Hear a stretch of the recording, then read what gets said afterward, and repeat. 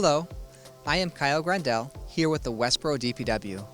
During the tree removal process, I have been asked how are trees selected, why did my tree die, or told that my tree looks healthy, why do you want to remove it?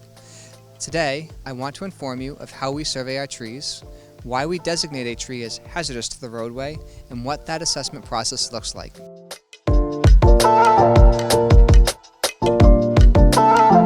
For me to have the ability to assess our trees on a professional level and satisfy state laws, I have become a certified tree warden, Massachusetts certified arborist, international certified arborist, and I am certified in tree risk assessment through the International Society of Arboriculture. These credentials have given me the knowledge and tools to apply modern forest management techniques which play a major role in how we maintain our roadways.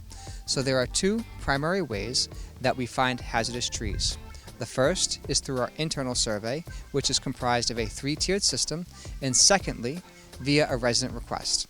In both of these circumstances, the decision-making process is similar. Our internal survey is a proactive means of assessing and reacting to our local forest needs before an emergency arises.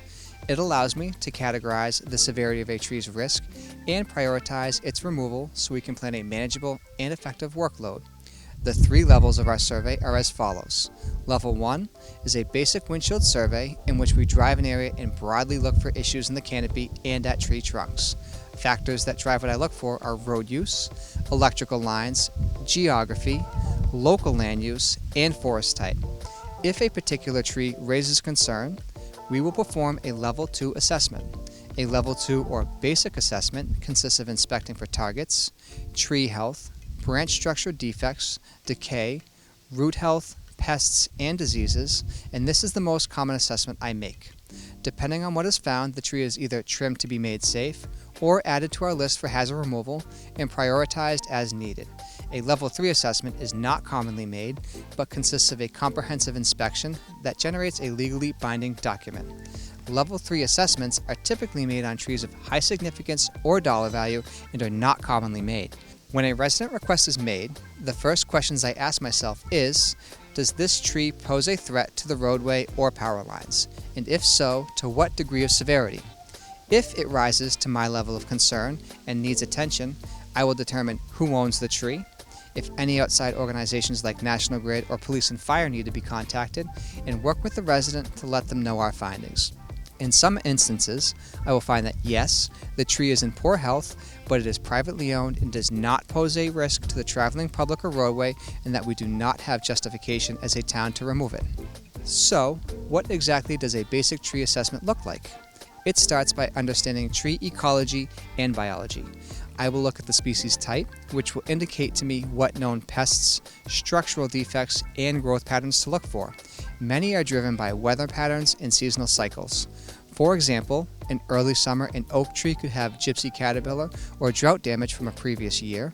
An ash tree with limb dieback could be a sign of emerald ash borer beetle with damage under the bark. Or a mature elm with very light leaf dieback known as flagging could indicate Dutch elm disease. With this in mind, I will perform a sounding experiment on the base of the tree to look for internal decay and perform an in-depth visual inspection of the crown, leaves, and inspect major branch unions.